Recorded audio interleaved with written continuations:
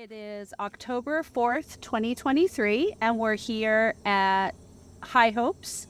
And this is an interview with Sherley Furgueson as part of our 50th anniversary celebrations and our continuing project to capture a video and oral history of High Hopes. So Shirley, thank you for being here with us today. My pleasure to be here. And I guess we'll start at the beginning. Do you recall how you very first heard about what was at the time Elsie Vera? Yeah, it was. It was Judy Lovelace, who was a neighbor of mine and a very good friend. So she sort of got me into this. And when you started to get into this, you really didn't get out of it. So you got really sucked into it with great pleasure because everyone was so wonderful, so lovely. And the whole purpose of it was so meaningful. And I think it gave everyone purpose, to be able to help someone. And then you throw in those big, huge, gentle animals. And I didn't ride much when I was younger, but these gals really knew everything. And they taught me so much about sidewalking and horse leadership, and because I did a lot of that before I did more things. But that's how really it all started. That Judy told you about. And can you recall where your very first kind of volunteer experience, I'm assuming sidewalking, can you recall where it was and what your impression of what you walked into? It's my first recollection was going to schools and loading all the equipment into the back of the car. And the car just smelled awful because it had all the horse things in it and everything. And then we get there early and we put all the saddles on her fence, and it was a small paddock, and everything was small then. So we've evolved into something beautiful and big. Yet I'm still of the mind sometimes it's going well, but as you grow, sometimes you can lose that connection that we had, and we all were really, all the volunteers were connected, very, very strongly connected. And that was one of the most fun parts of it. And also one of the most important parts of it, because I still feel like today, you can't do this kind of a program without volunteers. And volunteers have to also be treated well, to feel like they're part of this family. And I really feel at that time we were able to create that. It was a very personal thing. I don't belittle this beauty we have here at all, but it's just growing bigger. And it gets bigger means not always better, but it means harder too. It means more money. And we operated on absolutely a shoestring. And I think that we had a lot of pride in being able to do what we did and not spread about money and all that. It was just a great desire to help the children and get people involved. So it sounds like, from talking to you and others involved at the same time, sounds like it really was a small group of people that were very much, we just roll up our sleeves and put on our muck boots and get done whatever needs to be done wherever, because you were at the beginning where it was a lot of, as you said, loading up the tack and traveling from property to property and mucking out stalls. I don't care whether you were president or you were someone who cleaned stalls all the time. We were all one. Made no difference. There was no period of thinking one was better than another, and it was just, and when we started all this, we were all out there cutting brush and doing, just, just, just having a good time doing it with a lot of work, but it was heartfelt. Well, and so to speak to that, just as Judy kind of said, hello, friend, let me introduce you to this Elsie Vera. Let me introduce you. I'm sure I know that you also then brought a lot of people into the organization. And what was not your pitch, but when you were telling people at the time about this volunteer work that you were doing and hoping to get them involved, what would you tell them about your volunteer experience? Well, first of all, I would say, please come try it. Don't feel pushed into doing it. Come try it, get a feel for it. And there were some immediately that didn't want to do it. They were more focused on fundraising, or that was where their strengths were. So I think it was the people about doing things for the children and having people, potential volunteers, meet the potential candidates who could get up on a horse, what we could do to communicate to them through, horse, but also as a person, as a sidewalker, as a leader. And I think that it was just a wonderful experience to those who really got in. And we were committed. We were dedicated to do that. And if we ever couldn't do it, we were made sure we had a coverage of someone else. Yeah. So it was a great experience. Now, do you recall any of those first? You mentioned how some people were more comfortable and their talents were better used for development and fundraising. But from what I've heard of those first kind of grassroots beginning kind of I don't know if you would even call them benefits in the sense they are now, but the kind of parties, and when it was apparent that there was going to need to be community financial support as well as volunteer support. Yeah. Do you recall any of those first parties or barbecues or get-togethers? Yeah, and I do, though. I remember those, but the emphasis was not on funding. It was more on people communicating, and as we saw it, that has to start. That has to be first. From there on, you go. I was always leery of. Some people thought I hoped Elsie Vera at that time it could be a very snobby organization. It was Lime. It had that flair, and I just couldn't stand that feeling. And yet, there was definitely a need to go after funding some sort. So I think what really opened it up was the first fundraiser, Symphony in the Meadows, which we went all out for, and Grace Hamilton went all out for. And so that would have been in Lyme on Selden Road. Yep.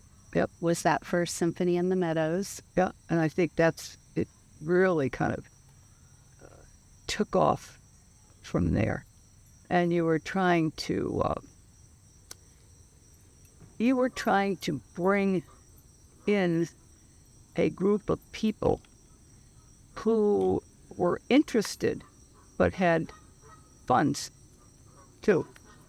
Now, I wasn't as interested in that. I was more worried about people feeling like we were snobby, elitist. That bothered me no end.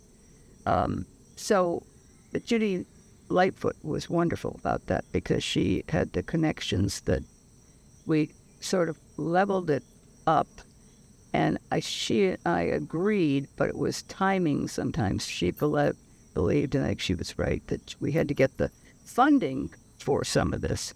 And then as soon as everything was put together, all of a sudden we had a fair, or we had where it was more inclusive of every kind of person, not just a person who could pay $300 to go to a fundraiser and have that beauty, which I loved. Don't misunderstand me.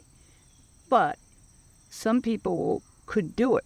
Some people could afford it, and other people couldn't. And I always hated that people felt that, oh, you had to have a lot of money to do this, because it really wasn't true.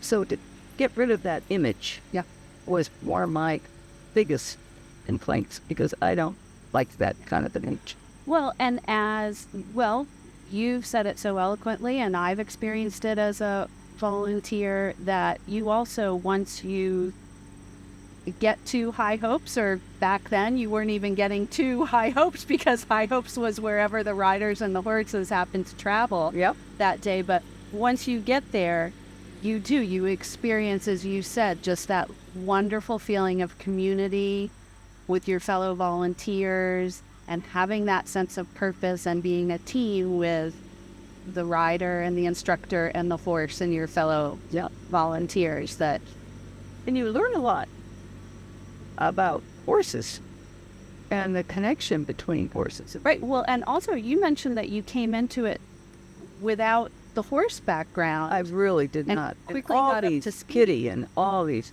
they were real, very knowledgeable, and had such great fondness for horses. And I've always loved horses, but I don't think I knew the potential of what horse and people could do together, particularly children. And that must have been very interesting for you, because you had the background in nursing and childcare, so you were able to bring that professional experience into this whole new realm that opened up for you with the horses. And one of my things that I probably loved the most was the volunteers, is getting volunteers, bringing them together and having them tell stories. And the more you could do that, the more unified the volunteer group was, the more purposeful it all was to each different person. And then you could reach out to others. But as I see it today, it's like everything else. It's help. It's hard to get, because everybody's working hard. It's kind of a different world we live in now. Well, we're High Hopes is very fortunate to have a dedicated, amazing group of volunteers, but it definitely needs to grow. So hopefully we can all go out and share our experiences of how rewarding it is. And then, speaking of your enjoyment in getting volunteers together, this what motivated this round of interviews that we're doing is the 50th anniversary.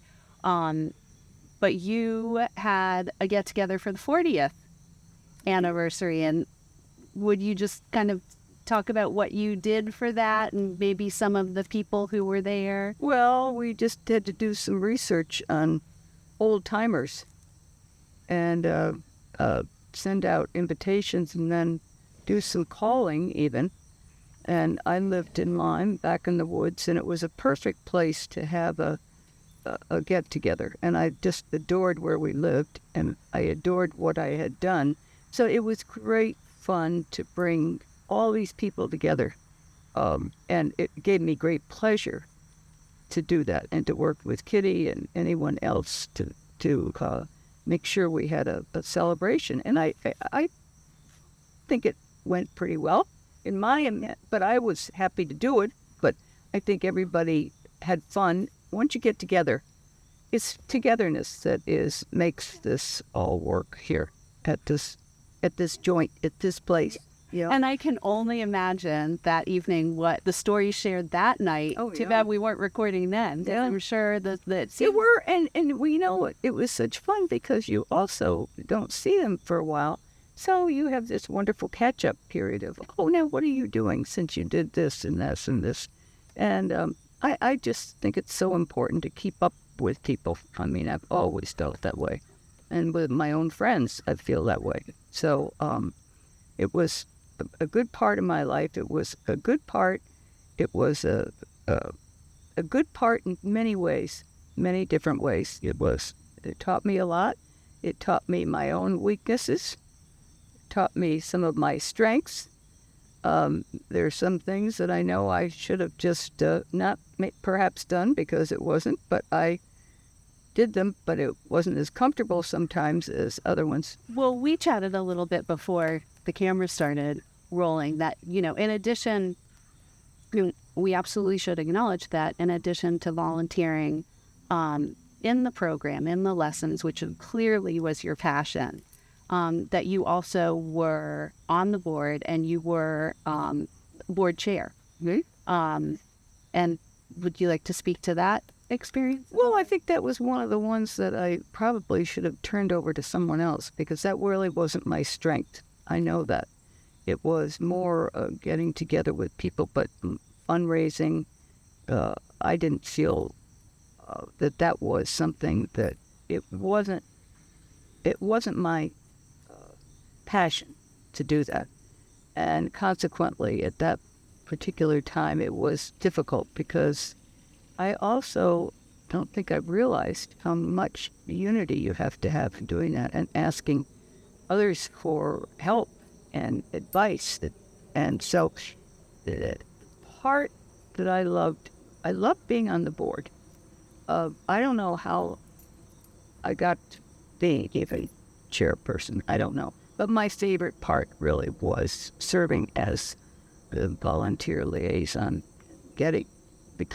having volunteers and learning to get them together and to try to figure out with them a way to better organize our times together because it's changing horses.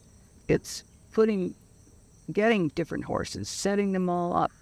And so we had a pretty good flowing thing here. Yes. And that was just great fun.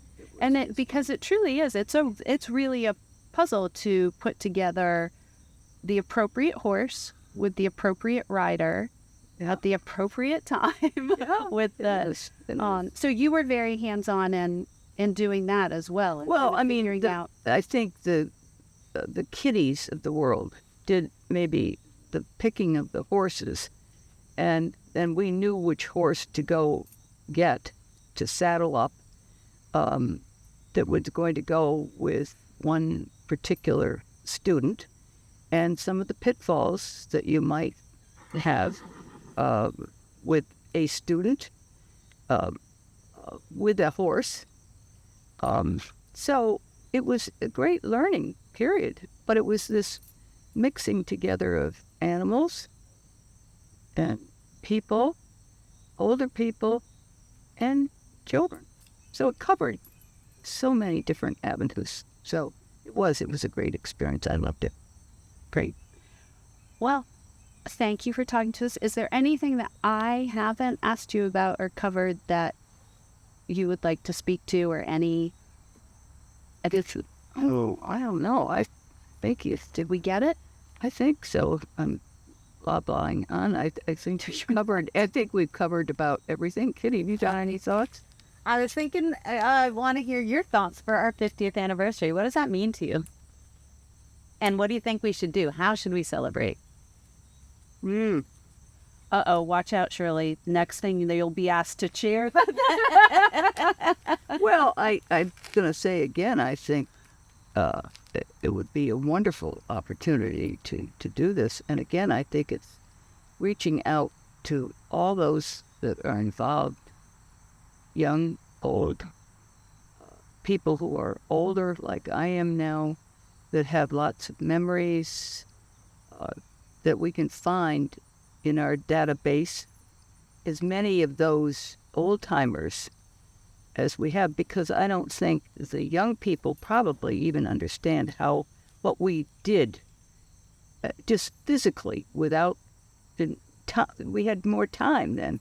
I guess we weren't working. We were raising our children. We were doing things like that. And now, of course, it's harder and everybody's working. And these young people have to have a couple of jobs to it. But I think just you get as many people as you can from the past and bring them together.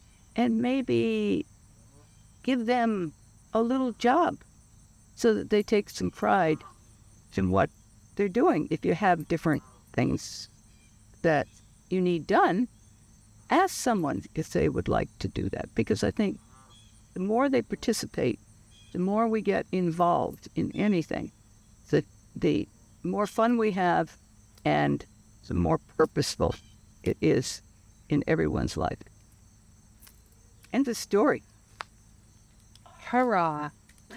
Well, thank you. Oh, well, thank you for... I love chatting with you. I love hearing Yeah. about it. Well, it's amazing that I had forgotten all about that you and Tim were in